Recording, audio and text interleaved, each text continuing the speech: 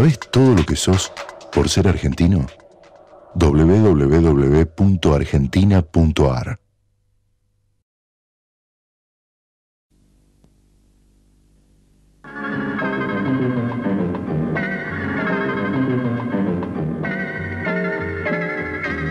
El pueblo quiere saber y nuestro entrevistado, padre Carlos Mujica. Padre, le preguntaban cómo se hacía la revolución, sí, en primer lugar, cómo se lograba la liberación. En primer lugar, pareciera que acá el compañero hace un cierto reproche a los idealistas. Yo pienso que los únicos que han cambiado el mundo han sido los idealistas. El más grande de todos los idealistas ha sido Jesucristo, que soñó que un día los hombres todos íbamos a dejar de ser pecadores, y dio la vida por eso. Yo creo que el que no es idealista es un cadáver viviente. Segundo, con respecto a la liberación, yo no dije como opción que uno puede, diríamos así, decidir. Acá no hay alternativa o elecciones libres, sino que es una constatación. El otro día en una reunión de sacerdotes en las cuales estábamos sacerdotes del tercer mundo, que no son del tercer mundo y que son del anti-tercer mundo, pero una reunión de distintos sectores de sacerdotes, se habló así informalmente sobre la situación, porque estábamos muy preocupados por la situación política de nuestra patria, y la conclusión fue unánime. Si acá no hay elecciones libres, nosotros no vamos a poder impedir que miles y miles de jóvenes engruesen los grupos guerrilleros, porque acá ya la alternativa es límite. Pablo VI condena la revolución violenta en la Populorum Progressio, a no ser, dice, en el caso de tiranía evidente y prolongada, que ponga en peligro los bienes de las personas y de la comunidad. Si acá no hay elecciones libres y hay proscripciones, se configura claramente la condición de tiranía evidente y prolongada.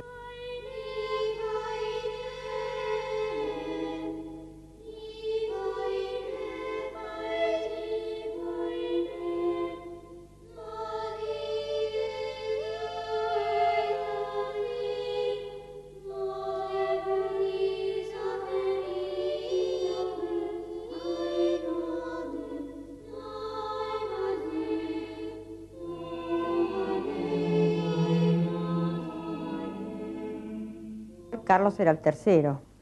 Cuando él nació en la plena revolución del 30.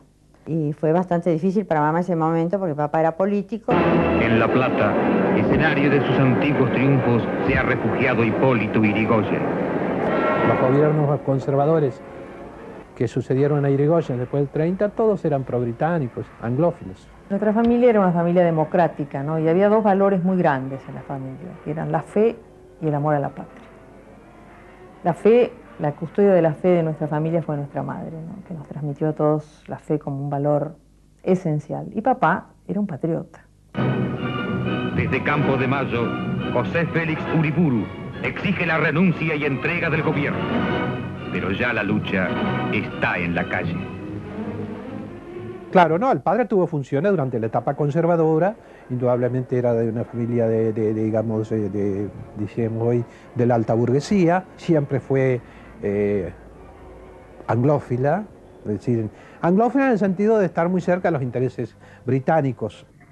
Adolfo Mujica, miembro destacado del Partido Conservador durante la década infame, gran jugador de fútbol, primero concejal, luego diputado, intendente de la ciudad de Buenos Aires más tarde, y por fin, cuando llegó el momento en que venía apuntando para presidente, aparece Juan Domingo Perón en el horizonte político, derrumbando así todo el precario y fraudulento sistema.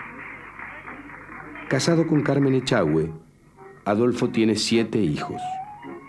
El tercero de ellos, Carlos, se convierte en un chico de carácter fuerte, amante de los deportes en general y del fútbol en particular.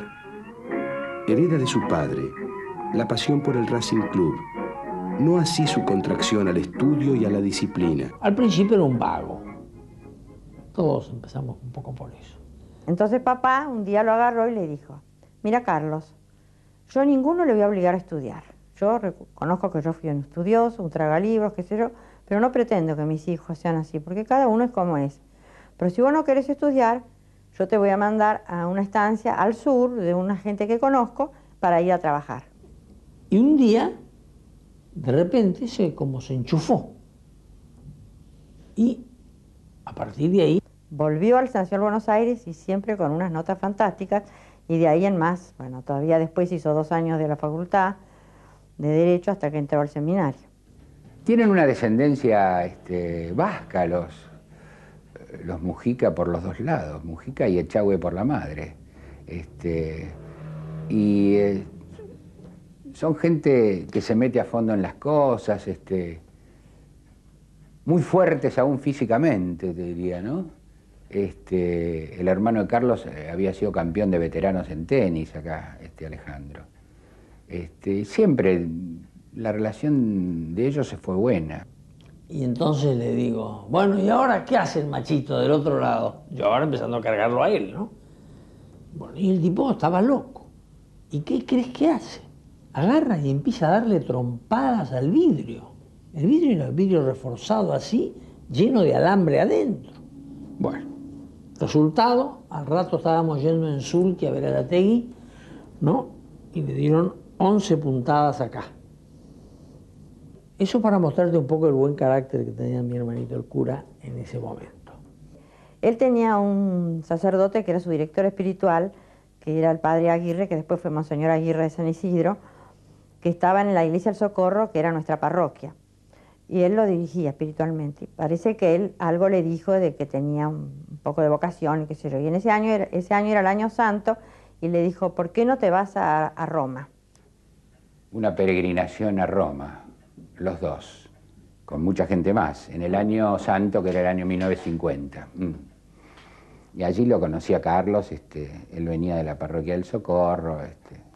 Y estuvo allá y volvió, y a la vuelta ya lo decidió. Todavía me acuerdo, llega papá, nosotros comíamos a las 9:15 de la noche, llega papá, 9:10 como un relojito, y lo agarra Carlos en la puerta de casa y le dice, che viejo, necesito hablar con vos urgente.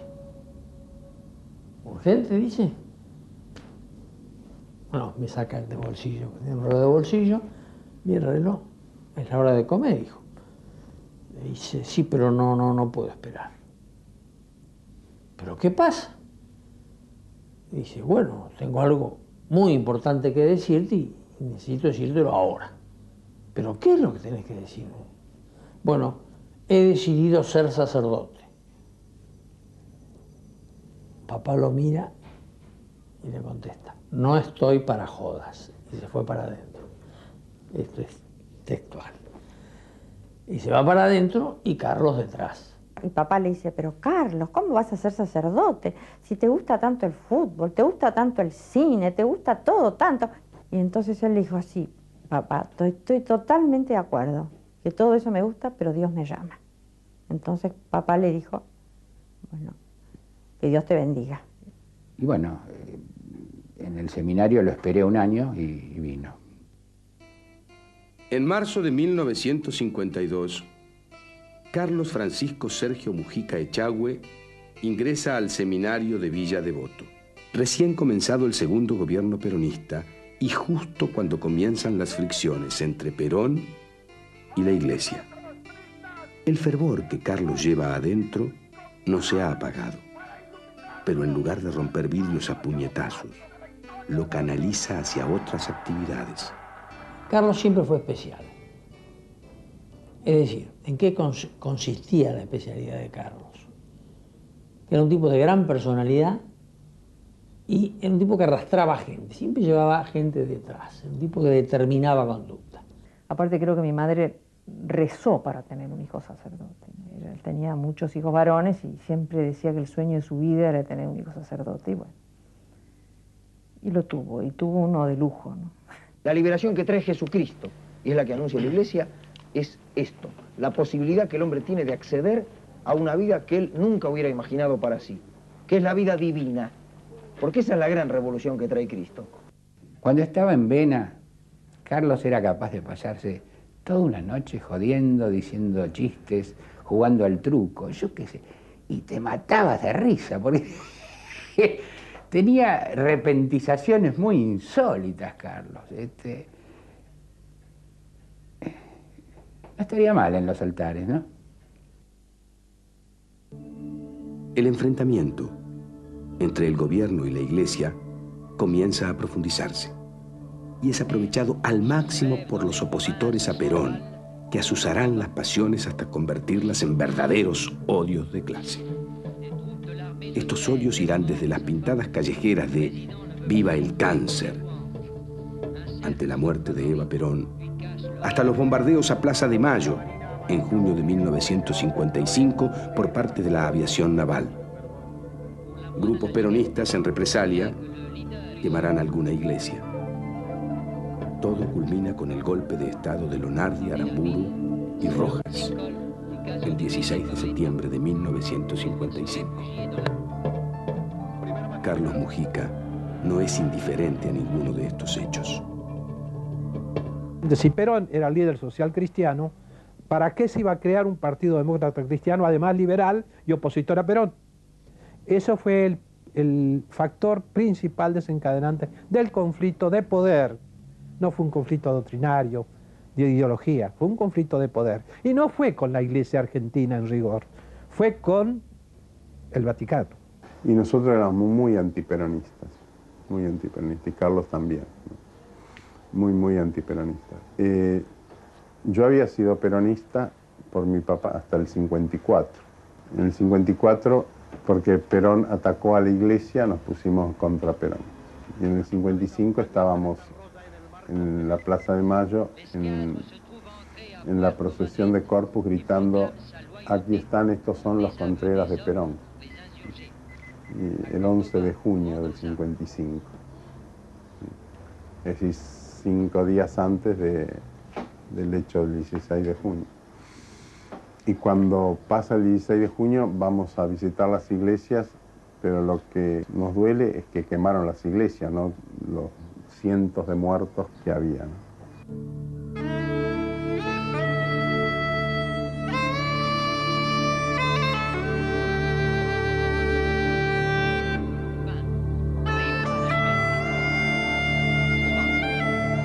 Y cuando cae Perón, la insignia de los revolucionarios tenía el Christus Vinci. Habían logrado el objetivo que durante mucho tiempo se buscó para derribar a Perón. Es decir, habían logrado una suerte de emblema, una causa que los unía y que hacía que masones, socialistas, ateos, iban a las iglesias y comulgaban junto con los católicos, porque todo era estar a ver cómo se lo bajaba a Perón. Este choque de la iglesia con el peronismo puso en crisis muchas cosas de la iglesia, hizo repensar muchas cosas, modificó muchos hábitos, muchas costumbres de los seminarios, y creo que esto fue una de las cosas que hizo que mucha gente empezara a acercarse, a descubrir a los sectores sociales más pobres. Cuando cae Perón, en el 55, pues que él estaba en un conventillo y entonces él está muy contento. Dice que las campanas de las iglesias en Buenos Aires que tocaron y él estaba muy contento porque había caído Perón. Pero que cuando llega al conventillo ve a la gente muy triste y llorando. Y ve una pintada que dice "Abajo los cuervos". Y él se plantea y dice, bueno, si yo que soy de la oligarquía estoy contento porque ha caído Perón y aquí esta gente, los que no tienen nada, están tristes, o ellos están equivocados o yo estoy equivocado. La década del 60 lo encuentra a Carlos ordenado sacerdote y cumpliendo funciones como secretario del cardenal Caggiano. Mientras su padre Adolfo es nombrado canciller por el presidente Frondizi, Carlos no se detiene. Es párroco en una villa de retiro, asesor de acción católica en la Universidad de Buenos Aires y en el Colegio Nacional de Buenos Aires. Allí cursan su escuela secundaria los adolescentes Carlos Gustavo Ramus, Fernando Luis Abal Medina y Mario Eduardo Firmenich. Mientras tanto, el Papa Juan XXIII, con el Concilio Ecuménico Vaticano II, acompaña su labor en favor de los humildes. Fue en el año 64, 65, ¿no es cierto? Cuando la Iglesia de alguna manera quiebra todas las compuertas que la tenían un poco como promesa, ¿no? Separada del mundo y bueno, inicia un diálogo nuevo con el mundo y con las culturas y con las cosas que están sucediendo en la historia del hombre, ¿no? Y uno de los temas que se planteó en el concilio y que lo saca Juan XXIII es el de la iglesia y los pobres. Entonces ahí como que volvemos, viste, a esta línea, de decir, bueno, la iglesia encerrada y dedicada por ahí a una clase social, que era la clase media o alta, bueno, que se revisa a sí misma y siente que tiene que ser más pobre para estar entre los pobres. En primer lugar, pienso que la palabra patrón y opresor significa lo mismo. En el sistema capitalista, el ser patrón o el ser empresario necesariamente supone la condición de opresor, porque la estructura de la empresa en el sistema capitalista se basa en la explotación del hombre por el hombre. De modo que, así ese patrón se llame peronista o se llame cristiano, lo que fuere, en la medida en que a mí me oprime, yo tengo el deber de luchar no contra él, sino por mi liberación. Yo tengo que sacarle el pie que él me pone encima a mí, no por odio a él, por amor a él, porque a él le hace mal oprimirme y a mí me hace mal que él me oprima. En el 66 creo que fue, nos invita el grupo de que trabajamos en el barrio, en la Villa Miseria de YPF o de Retiro, a participar en las misiones que se hacía en febrero de ese año. Yo me integro a un grupo de Acción Misionera Argentina, que es una estructura de la iglesia que existía en esa época y que organizaba jóvenes para que fueran a misionar a distintos puntos del interior del país. Y bueno, yo me integro a este grupo y fuimos a un pueblito que se llama Tartagal, en el norte de la provincia de Santa Fe. Era una zona de quebracho donde había estado la forestal. La forestal sacó todo el quebracho y cuando ya no había nada que sacarse fue la forestal. Bueno, fue una suerte de Estado británico dentro de la provincia de Santa Fe, donde tenía su propio ferrocarril,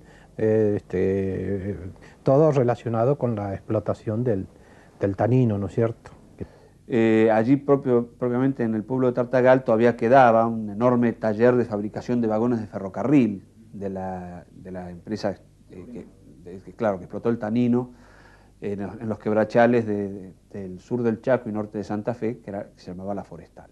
Carlos no fue en el viaje original con nosotros, sino que llegó unos días después.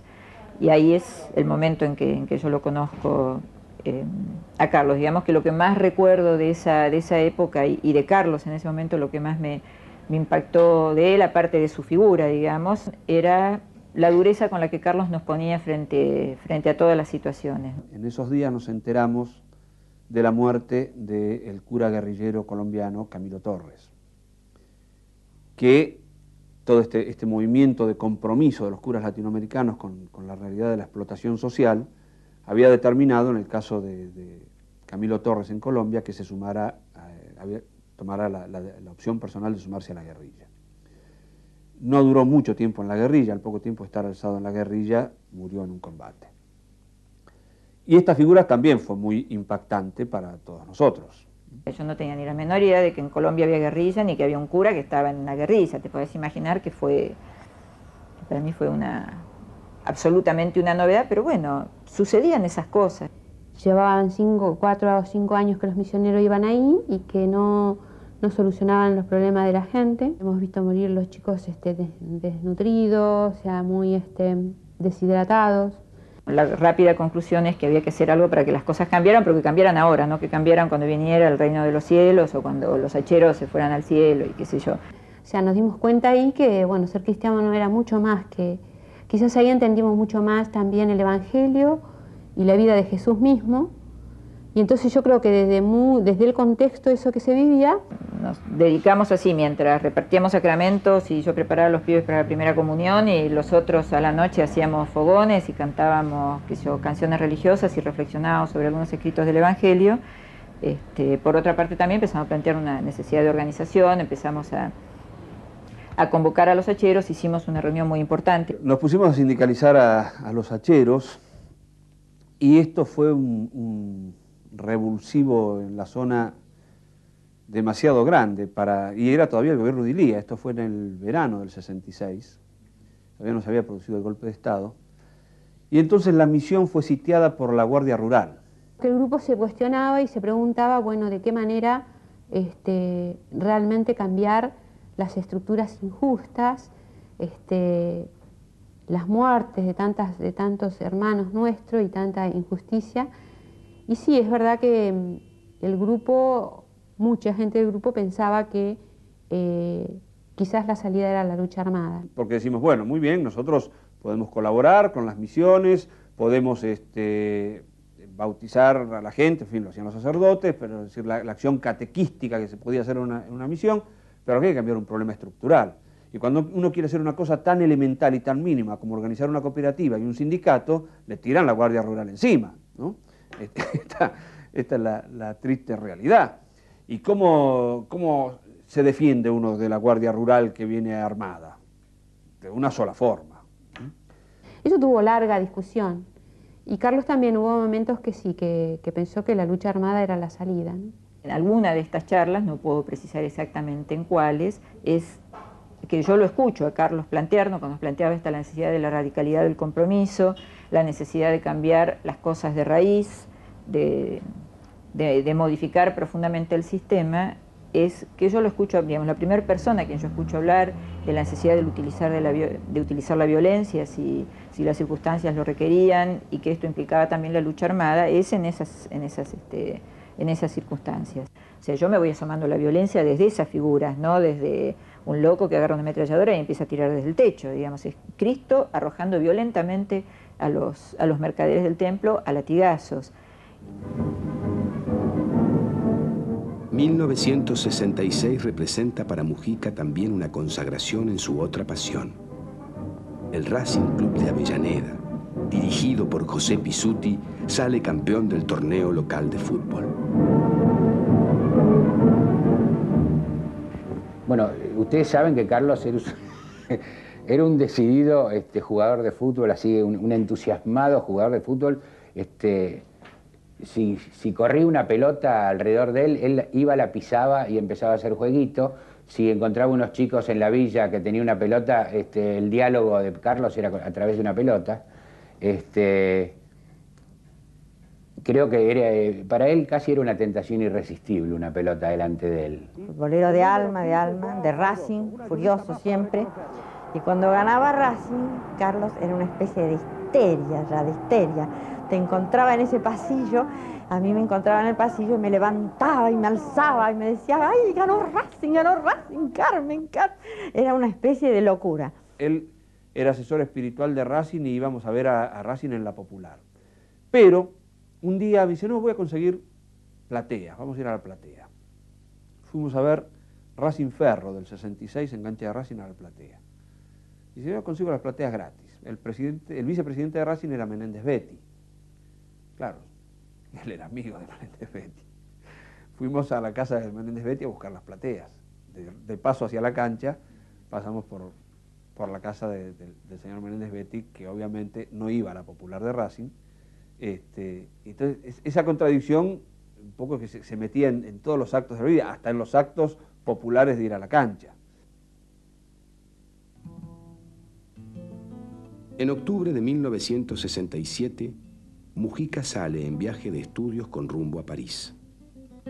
Hace primero una escala en Bolivia, donde reclama por los restos del recientemente asesinado Ernesto Che Guevara.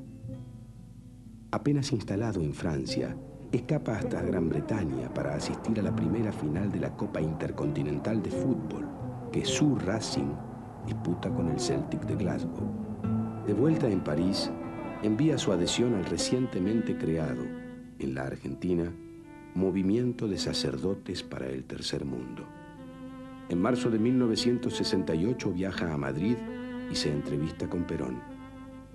Mayo lo encuentra nuevamente en París, donde es un casual espectador de la revuelta obrero estudiantil. Ya antes de irse de la Argentina, Carlos Mujica comienza a alejarse de sus antiguos discípulos, disiente fundamentalmente con respecto a los métodos de acción política. A su vuelta, la situación del país y la de su alma coinciden punto por punto. Su peronismo es desbordante.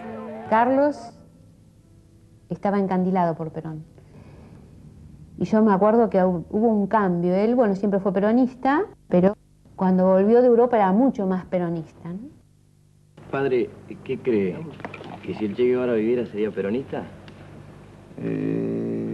Bueno, yo pienso que sí. Pienso que, en primer lugar, el Che Guevara cada vez más se estaba acercando, diríamos así, a lo que es la valorización del movimiento peronista. ¿Usted cree que nunca fue peronista? ¿Cómo? ¿Usted cree que nunca fue peronista? No, él fue gorila, incluso en su momento luchó en la FUA contra el peronismo, pero los hombres sufren una evolución, un proceso. En la medida en que él empezó a ponerse en contacto con el pueblo, ¿no es cierto? Y hay muchos sectores marxistas que en el momento que empiezan a trabajar en contacto con el pueblo, empiezan a valorar al movimiento concreto y real a través del cual hoy el pueblo se expresa. El problema no era solamente, digamos, introducir el Evangelio como si fuera algo externo, desde afuera, a la manera de ser y de pensar de la gente, de nuestra gente, sino ver qué valores había en la manera de ser y de pensar y de vivir y de comunicarse de nuestra gente, y eso desarrollarlo, manifestarlo, darle manija, etc. La necesidad de que este compromiso en la Argentina debía pasar necesariamente por el peronismo, a mí eso también me generaba muchas contradicciones. Entonces fui a charlar con él esta cuestión, y ahí él me plantea que en realidad le parecía que para mí el peronismo todavía era muy fuerte, que entonces mejor hiciera una especie de entrada gradual a la política y que tenía que entrar a la democracia cristiana primero. Esa cuestión, bueno, por suerte no le di bola. Y en ese momento, en el 68, el grito de justicia y de guerra de nuestra gente para ser más seres humanos se llamaba Perón. La cuestión es que en el año 67 había que definir las cosas en términos de organización clandestina y paramilitar. Y en ese entonces, bueno, la mayoría de los sacerdotes, en particular podemos resumir la posición en este caso de Carlos Mujica con una frase: yo estoy dispuesto a morir pero no a matar. Y charlándolo con otros compañeros, mi visión era algo así como que Carlos nos había dado cuerda a nosotros, nos había dado, cuerda puede parecer como que nos manejaba, nos había dado elementos a nosotros como para avanzar, o sea, como que junto con él nosotros pusimos en marcha una locomotora que siguió adelante y que Carlos se bajó en un punto del camino. Nosotros pensábamos, bueno, ¿qué diferencia hay entre ellos y nosotros como cristianos? Que ellos sean sacerdotes, no hay ninguna diferencia. Si nosotros tomamos este riesgo, ¿por qué no lo toman ellos? No, él no quería la violencia, a pesar de que inclusive estuvo medio mezclado con ella, porque las circunstancias lo llevaron a él. Porque tenés que vivir esa época, era una época en que era diferente todo. Nuestro pueblo sencillo y humilde es profundamente pacífico. Lo que sucede es que nuestro pueblo, ese pueblo humilde y pobre, es el que padece terriblemente la violencia. La violencia de ir con el diario bajo el brazo cada día a preguntar si se consigue trabajo. Cada vez que viene una persona a ofrecerme a mí trabajo, yo agarro el micrófono de la capilla y llamo a las 6 personas y se presentan 60. La violencia de no saber qué le va a dar de comer al día siguiente. Lo que yo pienso es que mi pueblo es profundamente pacífico, pero tiene paciencia, y la paciencia tiene un límite. En 1969, los desatinos políticos de la dictadura de Onganía no cesan. La continua proscripción del peronismo, la represión indiscriminada y el creciente empobrecimiento de los sectores populares convierten al país en un polvorín. En mayo de ese año estalla uno de los conflictos más resonantes, el Cordobazo. Así las cosas. La sociedad va reventando las costuras. Tras los numerosos hechos de violencia popular, el régimen de Onganía tambalea, desespera y agoniza. El tiro de gracia se produce en 1970. El 29 de mayo, un grupo de militantes peronistas secuestra al ex dictador Pedro Eugenio Aramburu, ejecutándolo 2 días más tarde. Mientras Onganía es reemplazado por Livingston, la investigación arroja disparates varios, pistas falsas y verdaderas. Algunos nombres aparecen: Fernando Luis Abal Medina, Mario Eduardo Firmenich y Carlos Gustavo Ramos, viejos conocidos del padre Mujica, figuran entre los más buscados. El 7 de septiembre de ese año, en la localidad de William Morris, en la provincia de Buenos Aires, y en un enfrentamiento con la policía, mueren 2 jóvenes. La identificación posterior de los cuerpos arroja que se trata de los fugitivos, Ramos y Abal Medina. En la mañana de hoy reciben sepultura los restos de Fernando Luis Abal Medina y Carlos Gustavo Ramos, sindicados como partícipes en el secuestro y asesinato del teniente general Pedro Eugenio Aramburu. Son numerosas las coronas que han llegado hasta este domicilio. Una de ellas la remitió Juan Domingo Perón.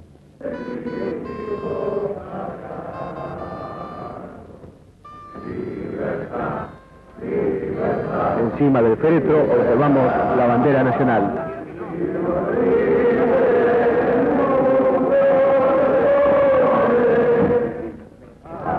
Algunas escenas desgarrantes protagonizadas por madres y familiares de Abal Medina.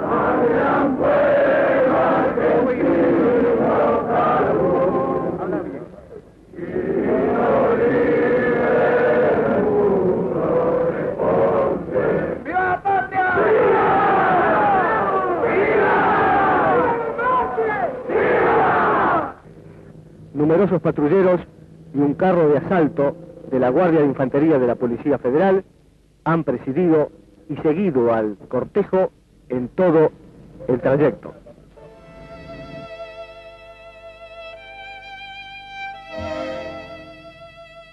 No hablo por eso ni como amigo ni como hermano, antes bien como camarada. En vez de acogerme al derecho del consuelo, vengo a recordar el deber que nace de lo irreversible. Hablo tan solo del único deber que nos convoca, una guerra justa por la tierra carnal. Y recordemos que una muerte no se adopta, sino cuando las causas que llevaron a enfrentarla son para siempre barridas. Frente a la Argentina melancólica de ahora, estos cuerpos, montoneros de la ciudad terrena, que han alcanzado ya la ciudad celeste, representan la Argentina prometida, que Dios quiso que naciera al amor de su coraje y su silencio. Nada más.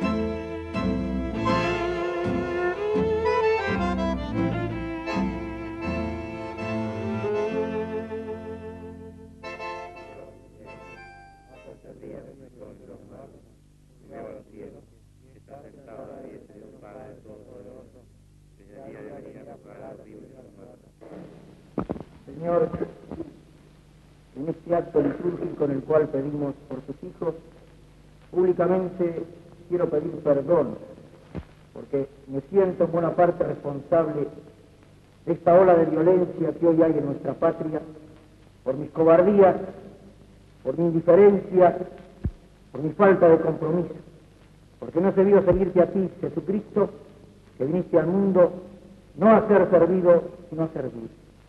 Te pido, Señor, al mismo tiempo que los lleves contigo a la vida eterna, que ellos no hayan muerto en vano, sino que nosotros, impulsados por el amor a ti, por el deseo de glorificarte, Señor, no con las palabras, sino con las obras, luchemos por la justicia, por la fraternidad, para que todos en nuestra patria, sin explotación, sin marginación de nuestros hermanos, los pequeños, los pobres, los humildes, podamos constituir esa patria grande, esa patria en la cual seamos hermanos, en la cual mostremos con los hechos que somos realmente tus discípulos y podamos entonces nosotros también ser dignos de estar un día en tu gloria, donde gozaremos para siempre de tu amor y de tu dicha. Aunque tuviera que arrepentirse, aunque tuvieran que estar primero al lado de los montoneros y dar la misa en el entierro de Fernando Abal Medina, que fue muy, muy pesado en su momento. Después estar preso, que fue muy pesado en su momento. Después decirles a los montoneros, chicos, esto se cortó, esto no va más, y ponérselos en contra. Es decir, no podía dejar de ser absolutamente honesto. Era inacallable esa voz de Carlos Mujica, era insobornable. Porque ¿con qué le ibas a sobornar a Carlos? ¿Con cargos, con poder, con dineros, con minas? ¿Con qué? No había forma. Porque lo único con que lo podía sobornar a Carlos era con justicia y con verdad. Entonces, realmente ese tipo iba a ser siempre molesto. Carlos era un incordio, pero en el trasero de la injusticia. ni por lo tanto de los injustos. El padre Carlos sufre cárcel, persecuciones, amenazas y atentados. Milita activamente en el movimiento de sacerdotes para el tercer mundo y comienza a ser una figura atractiva para los medios de comunicación, a los que aprovecha al máximo en beneficio de sus fieles más cercanos, los habitantes de la Villa de Retiro. Conozco esta tierra, conozco este cielo, y aquí estaba solo antes de conocerte. Ahora he visto tu bandera por las puertas de mármol de la gran ciudad, pero el amor no es una marcha triunfal, sino un frío y solitario.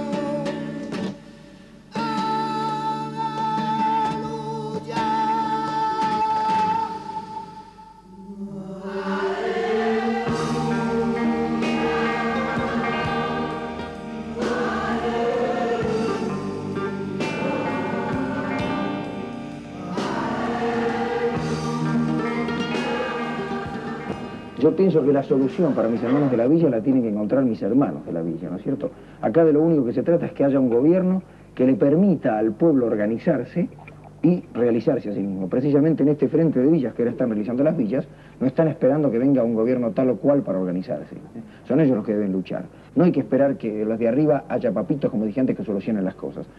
La villa estaba justo derecho, si seguís derecho de la Torre Mía, cruzás Libertador, la parte de ahí, ahí hasta el ATC, creo que, no sé cuál está, después cruzás de vuelta la vía y caes en la villa. Ahí estaba él. Él venía de Gelioves, de una casa, no sé, de todos los lujos, de todas las oportunidades, y rechaza todo eso, se lo corta con todo eso, con todas las facilidades, digamos, del sistema, y se va a vivir arriba al lado del portero. Y él era muy consciente de todas estas contradicciones, y él tiene el coraje de romper con eso. Él es un contestatario, de cierto modo era un contestatario, supongo que por naturaleza existencial, y él rompe una carrera de poder posible para él. Le costaba mucho quedarse a dormir en la villa, por ejemplo, pero se quedaba a dormir porque decía, bueno, tengo que ver cómo es, o sea, y poder dormir con todos los ruidos, con los gritos, con la topadora que viene de noche, con todo lo que sufren los hermanos en la villa, ¿no? Y él mismo decía, y creo que hay inclusive mensajes escritos de él, homilías de él dichas en la villa, yo estoy acá, y hoy duermo acá, pero mañana me baño con agua caliente, en mi calefón, en la casa de mis padres, y ustedes no se pueden ir de acá. Yo estoy un día en la inundación o en el barro, pero al día siguiente tengo la calefacción si quiero, y ustedes se quedan con la inundación y el barro.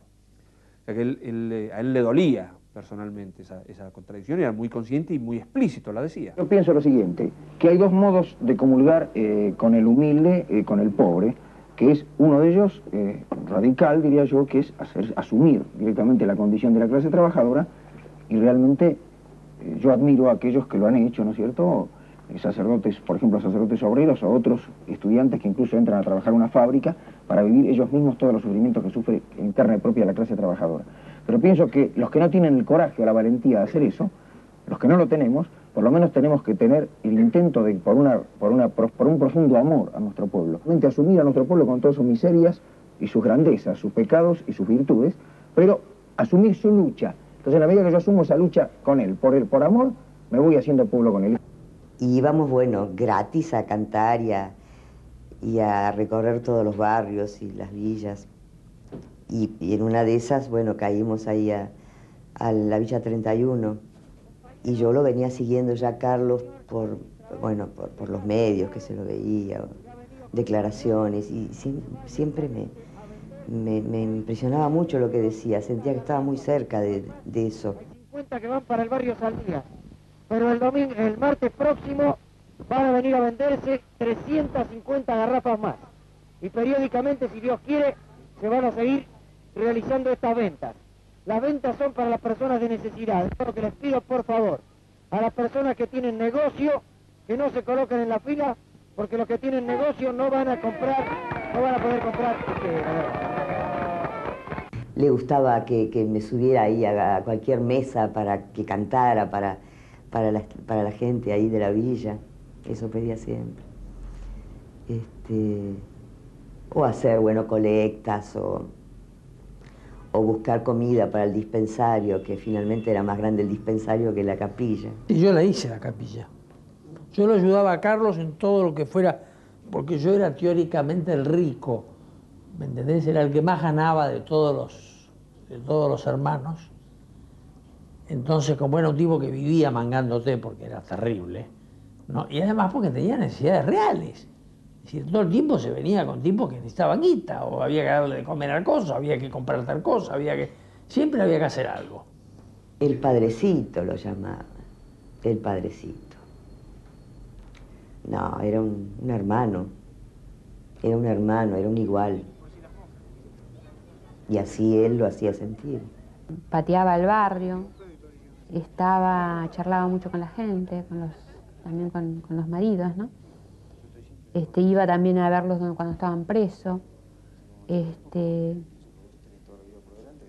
No vivía en la villa él, le costaba mucho, pero luchaba mucho como todo, o sea, fue como todo un proceso de búsqueda y de maduración hacia una mayor entrega, ¿no? Vamos a charlar un poco. Y si cualquier cosa que precises, contá conmigo como un amigo. Aunque acá estemos haciendo ahora toda esta pavada de la filmación, yo te vine a ver en serio, no simplemente para filmar. Así que lo poco que puedas contar conmigo. Para mí, Carlos, ya le dije, era un compañero. Lo sentía como un tipo integrado a la villa, ¿no? A pesar de que él no era de la villa. Pero estaba integrado moralmente, físicamente, porque él, si había un problema en el barrio de enfermedad o de algo y había que resolverlo, se le hacía avisar, él venía enseguida en el auto y se lo llevaba al compañero al hospital o donde sea. Si había un incendio, él estaba. Lo que pasara en este barrio, él estaba firme. ¿Dónde había comenzado el incendio? Aquí en la punta, aquí en el extremo de la casilla 611, ¿no? Pero ¿quién vivía allí? Perdón, ahí vivía un muchacho Pérez, un cieguito, que venía con frecuencia a la capilla que le dieran una inyección, un muchacho que tenía un ojo de vidrio y el otro ojo también muy obstruido, por lo tanto incluso de noche dormía con una velita. Eso posiblemente... Que probablemente fue la velita. Enseguida se extendió el incendio y lo primero que les digo honestamente me impresionó fue la valentía de la muchachada de acá que se largó así con todo a romper las casillas de más atrás para evitar que se propagara el incendio y arriesgando incluso la vida a muchos de ellos que ahora están lastimados y todo. Se jugaron a varios heridos más, ¿no? Realmente fue una cosa... Él murió carbonizado, ¿no es cierto? Murió carbonizado. En el principio no vimos nada. Al rato, después que vino los bomberos, después de un rato largo, nos dimos cuenta que había allí un cadáver, ¿no? Padre, cambiando de tema, lamentablemente ya no hay nada que hacer. Bueno, yo creo que hay mucho que hacer, ¿no? En la vida, por supuesto, me refiero al hecho en sí. Inmediatamente vamos a hacer las gestiones entre las autoridades, hasta quien sea, para que acá se puedan construir cuanto antes casas. Perdón, quería preguntarle cuántas casas se han quemado. Bueno, calculamos más o menos unas 30, ¿no? Acá el señor es el señor Valenzuela, el presidente de la comisión vecinal, que está al frente de todas las... Son comunes los incendios en villas miserias, ¿por qué? Bueno, en parte por la precariedad de las construcciones. ¿Hay negligencia en los habitantes? En absoluto, lo que pasa es que si hay gente que está ganando sueldos de hambre, que quiere que hacen lo que pueden para poder subsistir. Por eso nosotros insistimos, yo formo parte del equipo pastoral de sacerdotes en la villa de emergencia, que cuanto antes se facilite la mejora de los barrios, ¿no es cierto? Es decir, que se pueda realmente facilitarle a la gente que pueda tener casa de material. Gracias a que esta era una casa de material, el incendio no se siguió extendiendo, sino, quién sabe, las desgracias espantosas que hubiéramos tenido que experimentar acá. ¿Cuántos habitantes hay, padre, en esta villa? Bueno, en la zona 31 hay cerca de 40.000 y acá cerca de 10.000, ¿no? ¿Son en su totalidad, y perdóneme la pregunta, gente de trabajo? Totalmente, gente trabajadora, gente que realmente... en muchos sentidos me da a mí el ejemplo, le digo honestamente, ¿no? Yo hace ya 7 años que ando por acá, de modo que no soy un recién llegado, ¿no? Y gente realmente... Y ayer se vio una solidaridad maravillosa, ¿no? No bien se pidió por el parlante que se mandara alguna frazada, alguna cosa, enseguida llegó una señora... Colaboración total. Llegó una señora con un paquete inmenso y no quiso decir, no quiso dar su nombre ni nada, ¿no? Padre, muy gentil y que tengan, por supuesto, solución para sus problemas. hicimos una reunión, porque en esta reunión se hacía una marcha a Luján, que siempre usaban, todos los curas usaban un día X de diciembre para hacer una visita a la Madre Virgen de Luján. Me costó mucho, la verdad, fue un esfuerzo que me costó después ir a parar un hospital, pero construimos la Junta de Delegados, construimos el Frente Villero de Liberación, que abarcó a todos los barrios y villas de Capital y abarcó algunos barrios de la provincia de Buenos Aires. Será una cooperativa de trabajo, crédito, consumo y vivienda. Bueno, la principal finalidad es aglutinarse en el movimiento que expresa al pueblo argentino, al pueblo trabajador fundamentalmente, que es el movimiento peronista, para trabajar desde abajo, es decir, desde el pueblo, en la remodelación de las villas para constituirlas en barrios obreros y para que el pueblo trabajador villero se constituya en protagonista del quehacer nacional. Se habla como uno de los aspectos básicos tras constituirse esta noche aquí en la Asamblea, la creación de una cooperativa. Es una forma práctica de dar trabajo inmediato a mucha gente. Todos sabemos que el drama más pavoroso en este momento de la vida de nuestra patria es la falta de fuentes de trabajo. Y pensamos que la creación de esta cooperativa, que es una iniciativa de los villeros, puede solucionar este problema e ir dando solución al problema también importante que es el de la construcción de las viviendas, teniendo en cuenta el sentir de los mismos que las van a habitar. Correcto, padre, gracias, buenas noches. En 1971, la era militar comenzada 5 años antes sufre su último cambio de timonel. Asume la presidencia de la nación el general Lanusse. Un año después, luego de varios intentos infructuosos de perpetuarse en el poder, la presión social y el accionar constante de las organizaciones armadas lo obligan a acceder a lo único que no figuraba en sus planes: convocar a elecciones y permitir el regreso al país, por primera vez en 17 años, de Juan Domingo Perón. Mujica, por supuesto, no será ajeno al esperado acontecimiento. Y era mucha emoción para todos nosotros. Era la vuelta de Perón, después de la prohibición y después de toda la lucha y vuelve, ¿no? Era la vuelta del líder. La gente pensaba en el retorno de Perón como el retorno de la justicia. Sobre todo la gente de nuestros barrios.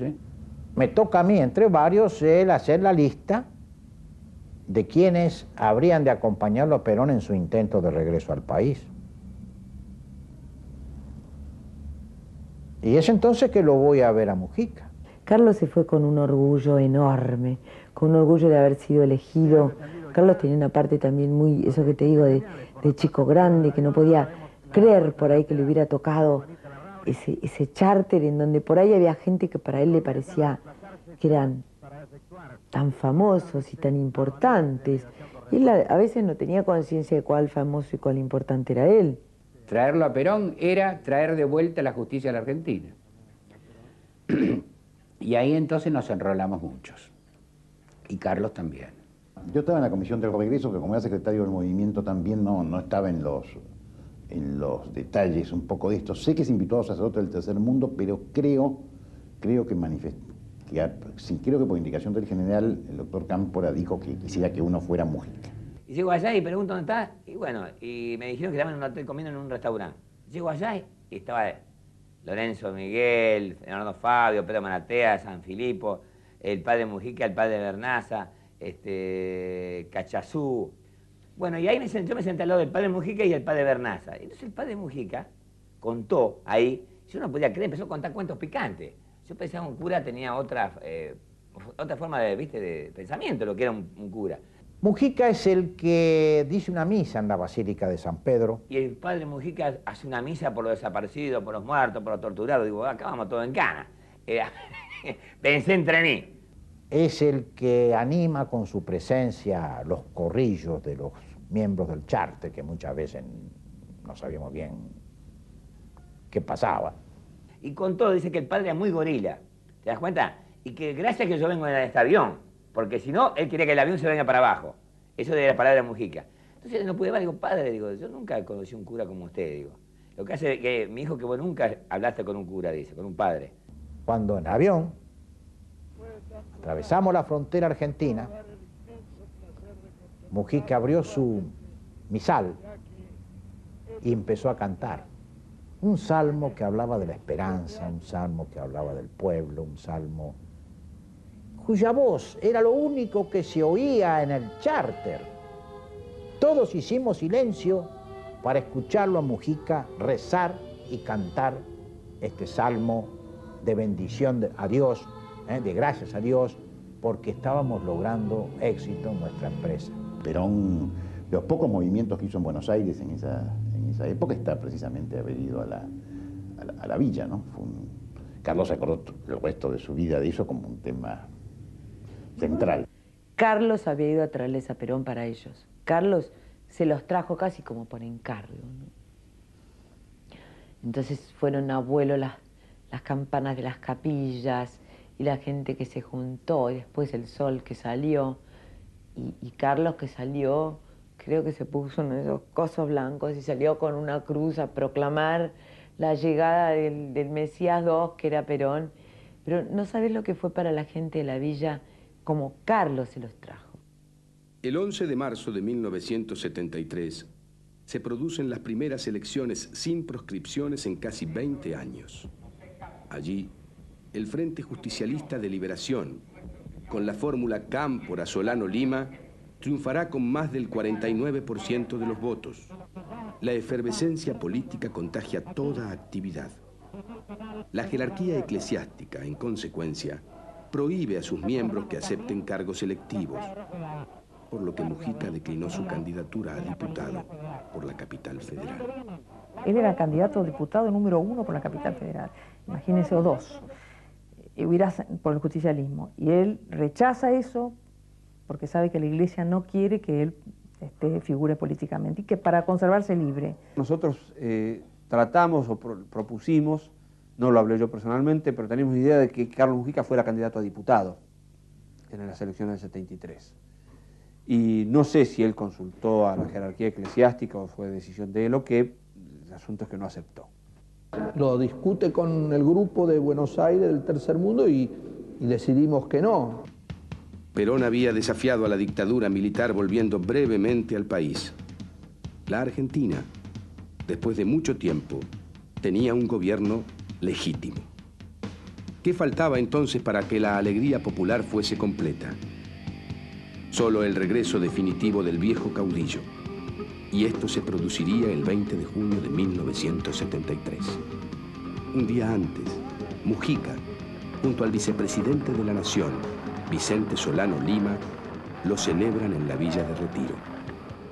Mañana regresará al país el jefe indiscutido del pueblo argentino.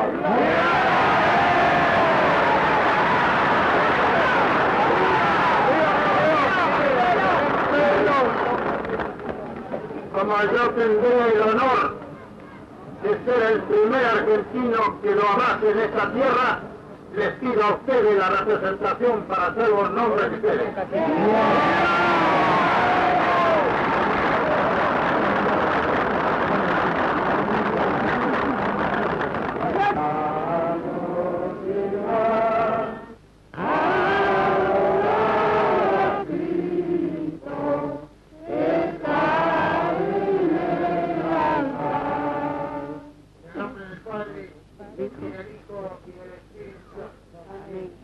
El amor de Dios nuestro Padre, la amistad de Jesús nuestro hermano y la fuerza del Espíritu Santo esté con todos ustedes. Queridos hermanos, antes de celebrar estos sagrados misterios, en el silencio de nuestro corazón, digamos a Dios perdón por no haber sabido amar a Él como Él nos ha amado a nosotros, por no haberlo sabido a veces reconocer en los hombres, en los más humildes que son sus preferidos.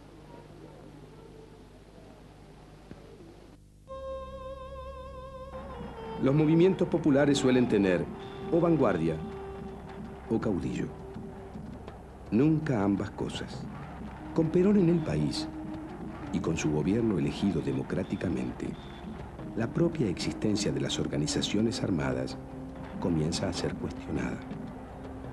Muchos son los que, en ese contexto, empiezan a condenar las acciones guerrilleras.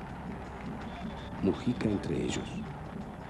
Acá, padre. Padre, usted nos habló del socialismo nacional. ¿Usted cree que en ese socialismo nacional puede existir, puede producirse la alianza de todas las clases sociales en Argentina? Y si es así, ¿cómo se concretaría esa alianza? Yo pienso que sí, que en esta primera etapa de lo que se trata no es una función, personalmente discrepo con el esquema que tiende hoy a privilegiar como primera instancia la lucha de clase, que es un esquema marxista que, a mi juicio, es una expresión de colonialismo cultural en nuestra patria, ¿no es cierto? Un esquema importado del marxismo europeo que no responde a la realidad, y los que han sido los protagonistas de este esquema en la Argentina históricamente siempre funcionaron contra el pueblo. Acá la opción fundamental es o dependencia o liberación nacional. Y en esta primera instancia creo que pueden unirse distintos sectores, que pueden ser no solamente, fundamentalmente la clase trabajadora como expresión mayoritaria de estos sectores, pero también otros sectores que se incorporen a la clase trabajadora. Como decía Camilo Torres cuando les hablaba a los estudiantes, ustedes deben ascender a la clase popular, deben hacerse pueblo. Entonces puede darse una conjunción de sectores que luchen contra esos intereses para iniciar ese proceso de liberación nacional. ¿Usted cree, padre? Ahora, posteriormente creo que se va a plantear la cosa. En ese momento él no estuvo de acuerdo con que nosotros enfrentáramos a Perón. Bueno, en general, la mayoría de los curas sostuvieron esa posición. Podría decir que la mayoría de la gente grande sostuvo esa posición, podría decir que la mayoría de la sociedad sostuvo esa posición, pero nosotros, que éramos la generación que ya nos habíamos jugado y que ya estábamos marcados y que nos la iban a dar de cualquier forma, no teníamos vuelta atrás. Carlos, y es público esto, ¿no? Carlos justificaba el uso de la violencia para enfrentar a una dictadura que no quería entregar el poder, no quería convocar elecciones, etcétera, que era la dictadura militar de aquel entonces.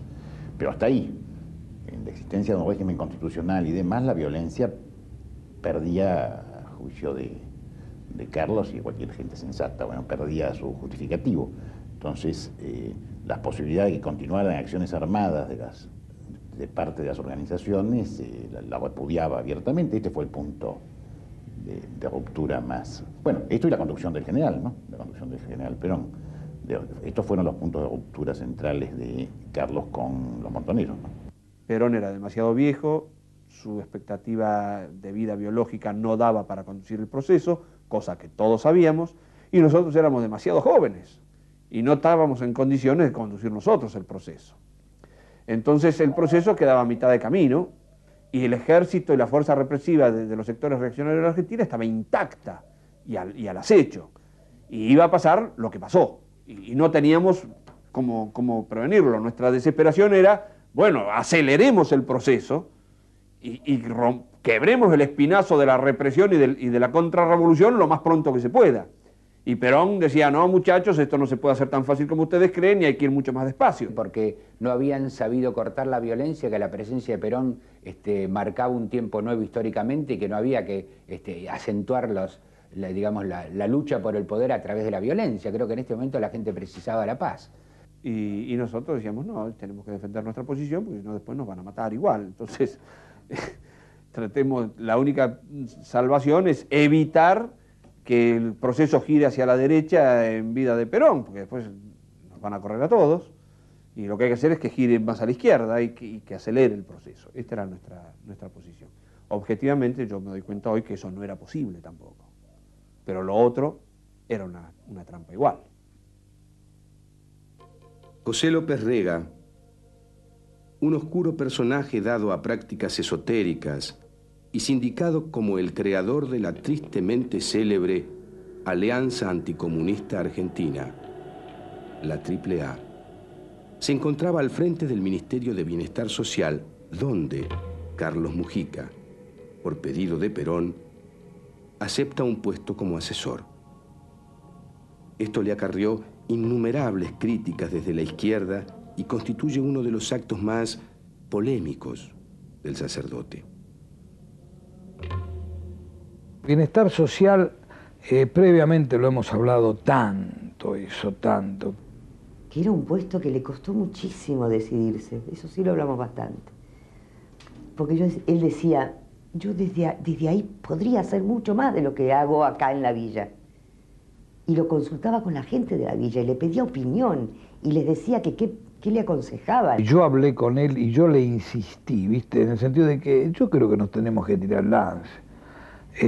La imagen, y ¿qué miércoles te importa la imagen? Le digo, si sale mal, vos no vas a cambiar tu imagen, vas a ser víctima de un engaño, pero vamos a intentarlo. A pesar de cierta diferencia,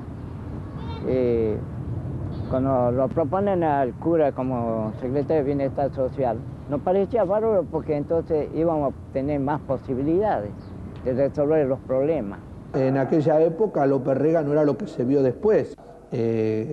Como en el Ministerio de Bienestar Social había mucho dinero, bueno, él acepta engancharse ahí, ad honorem por supuesto, para ver cómo hacer llegar esos recursos a la gente que lo necesitara. Cometo lo que yo digo, un acto de ingenuidad de aceptar un cargo en bienestar social que objetivamente, teóricamente podía servir para ayudar a los villeros, pero que estaba bajo la égida de un agente enemigo. Yo no le conozco una sonrisa a López Rega. Yo me acuerdo en una reunión que estaba José justamente, era un grupo de gente, él empezó a hablar de una manera muy terminante, López Rega, una mesa larga, con un cristal arriba. Y yo no me olvido más que dice, está todo claro, ¿no? Dice, porque ojo aquel que se haga contra porque hago así y desaparece. De eso no me olvido más. Nos quedamos, él aparte se levanta y se va. Y nos quedamos todos alrededor de la mesa así, ¿viste? ¿Dónde estamos? Carlos en un momento dado fue competidor de López Rega porque Perón le había prometido el Ministerio de Bienestar Social. Y yo creo que eso fue uno de los elementos que determinaron un poco el destino posterior. La ruptura de él con Bienestar Social o con López Rega y demás fue muy violenta. Aparte lo acusó. Bueno, yo pienso que por ahí tiene que estar la mano. Y renuncia bien al cargo, quiero decir, desde buena posición, pero esto le costó la vida, ¿no?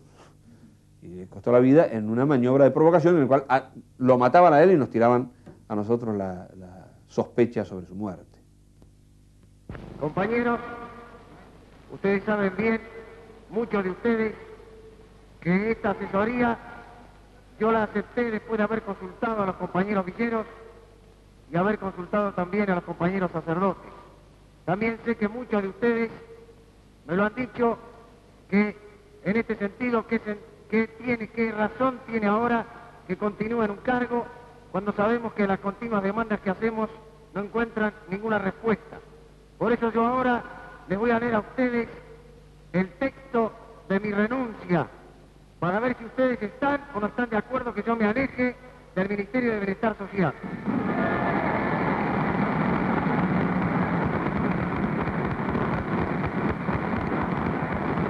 Esta aclamación que ustedes acaban de hacer me autoriza a poner en la renuncia que es a pedido de los compañeros villeros. Por eso yo se la voy a leer y ustedes después exclamarán si están o no de acuerdo. Discrepando fundamentalmente con la política del Ministerio de Bienestar Social con relación a las villas, ya que se les niega a los compañeros villeros toda participación creadora en la solución de sus problemas, y a pedido de los compañeros villeros, renuncio a las funciones de asesor de este ministerio y reafirmo mi adhesión al proceso de reconstrucción nacional impulsado por el general Perón, trabajando como sacerdote desde el pueblo y junto al pueblo, como lo señalan nuestros obispos.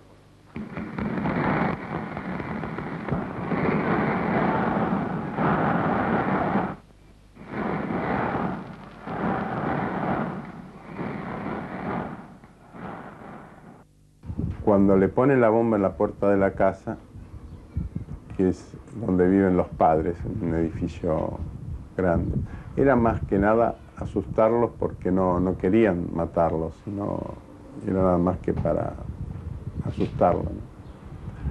Y entonces él fue ahí que dijo esas palabras: nada ni nadie me impedirá servir a Jesucristo y a su iglesia, luchando junto a los pobres por su liberación. Si Dios me concede el privilegio que no merezco de perder la vida en esta empresa, estoy a su disposición. Pero él incluso tuvo ofertas de irse a Europa. Papá le dijo, no te quieres ir, está la situación muy fea en Buenos Aires. Recibió del obispo de San Isidro la invitación de irse a vivir a la diócesis. O sea, él tuvo muchas posibilidades de irse. Pero él decía, ¿cómo me voy a ir yo y dejar a la gente?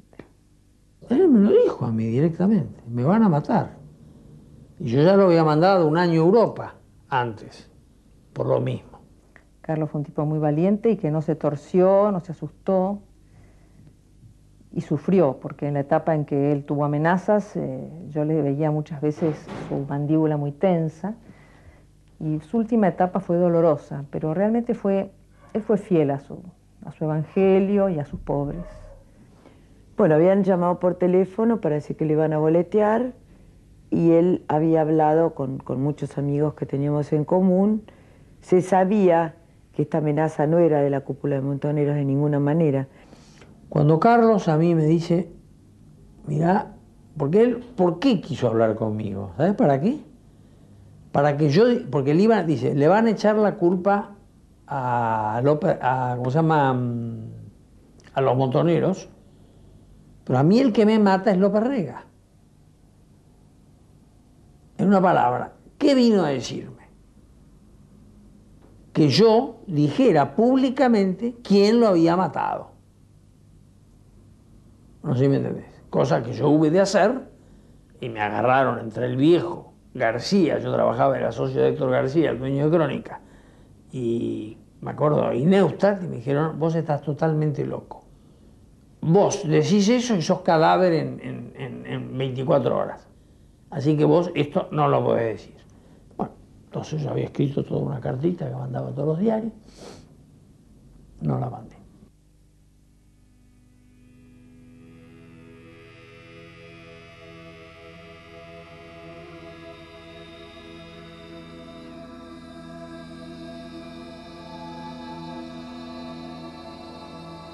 El sábado 11 de mayo de 1974, a eso de las 8 de la noche, Carlos Mujica termina de dar misa en la parroquia de San Francisco Solano, en Mataderos. Sale, acompañado de sus colaboradores, charlando amigablemente como tantas veces. De un automóvil estacionado frente a ellos, baja un hombre. «Oiga, padre», lo llama. Se acerca al hombre apartándose de su grupo y es ametrallado a quemarropa. Cuando salimos los dos juntos, es decir, salimos por la puerta, mi auto estaba para allá, entonces íbamos a ir para allá, a él lo llama alguien, que creo que dice Padre Carlos, y él se abre, como siempre, y yo me fui caminando hacia el auto, que es la puerta que está en la casa al lado, apenitas, y ahí sentí un coheteo terrible, ¿viste? Sí, bueno, yo caigo, yo siento un golpe acá, un calor ahí y caigo. Y bueno, y después miré así, vi que Carlos caía sentado, es decir, fue, ¿cómo te puedo decir? Fue resbalando así y cayó, quedó sentado, y lo cosieron, el tipo estaba al lado. 14 orificios de bala y una hemorragia interna producto de múltiples desgarramientos acaban con su vida poco después en el Hospital Salaberry. Quizá ya hundió arriba, pero yo lo que aprendí del amor es a disparar a quien te amenaza, pero no es un lamento lo que oye esta noche, no es la risa malvada de alguien que ha visto la luz sin un frío y solitario.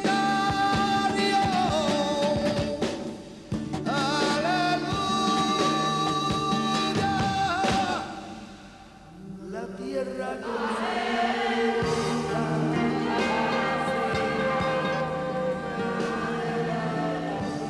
Ahí nos meten en 2 camillas y esto te lo comento porque no lo vi en ningún lado. Carlos estaba dolorido, ay, yo también.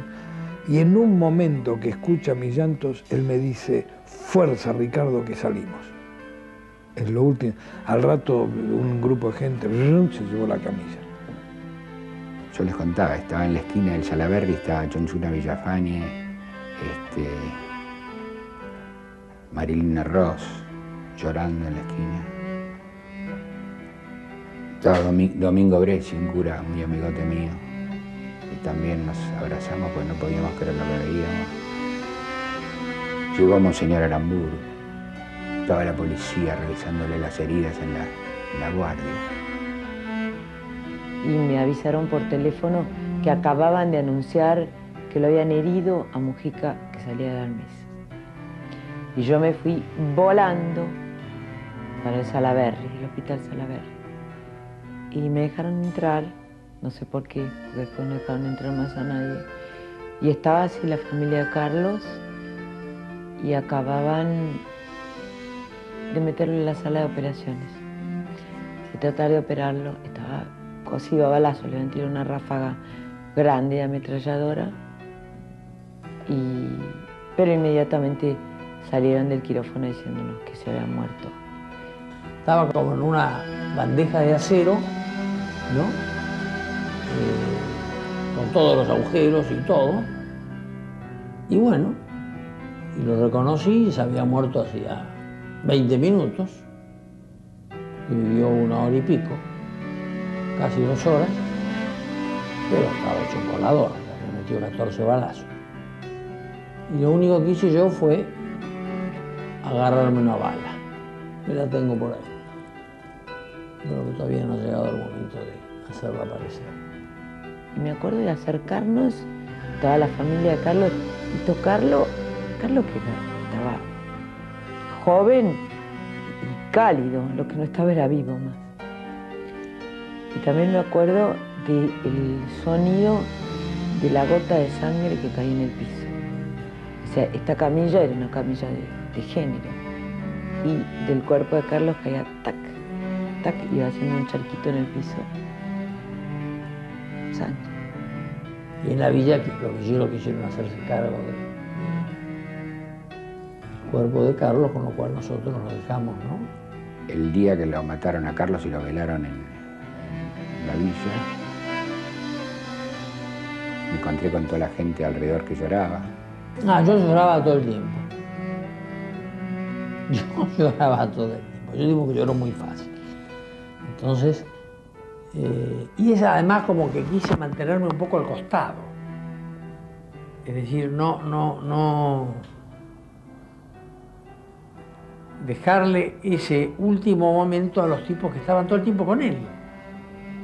Ya no, había que tratar de ver lo que él había hecho de bien y lo que quedaba y el gran dolor que le quedó a toda esa gente de la villa, que fue algo que no me voy a olvidar nunca me voy a olvidar lo que fue. Todo Libertador, desde la villa hasta la Recoleta, todo gente acompañándolo a Carlos. Y en Libertador, mirá lo que te estoy diciendo, le tiraban flores de la ventana mientras pasaba y lo llevaban en brazos, ¿no? El cajón lo llevaban en brazos los villeros. Y la gente que lo lloraba estaba de un lado y del otro. Porque por un lado Carlos pertenecía de alguna manera, por herencia o por pertenencia a unas familias acomodadas de la Argentina, digamos. Había vivido en la curva aristocrática de Arroyo, digamos, ¿no? Y por otro lado estaba vinculado con la gente más humilde de acá de Buenos Aires. Y había jugado su vida sobre eso.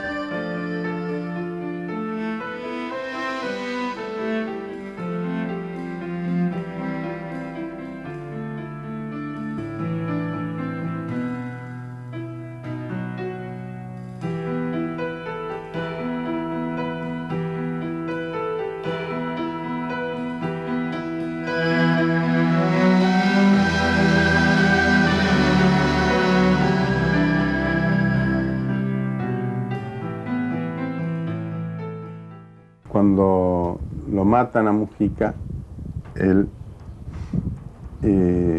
dice una frase que la escuchó el padre Bernaza, y es: ahora más que nunca tenemos que estar junto al pueblo. Estar junto al pueblo es estar junto a los más pobres.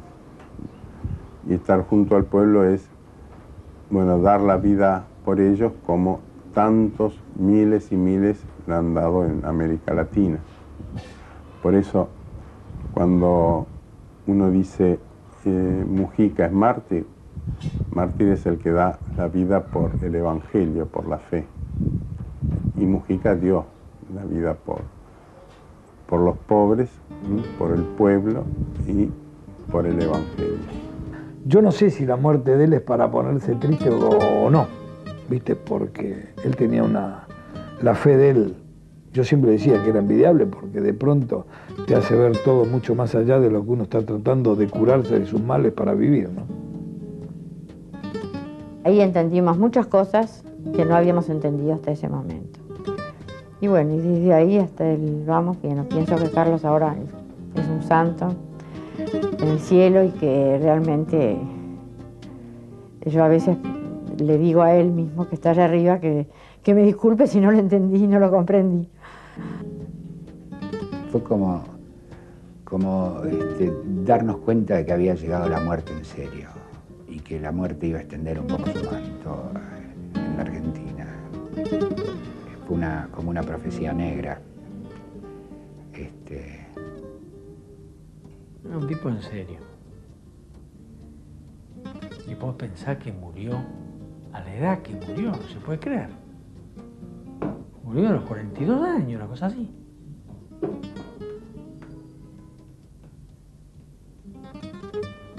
Y el entierro de Carlos fue una especie de signo de unidad, ¿viste? De lo que podía haber sido una Argentina con justicia.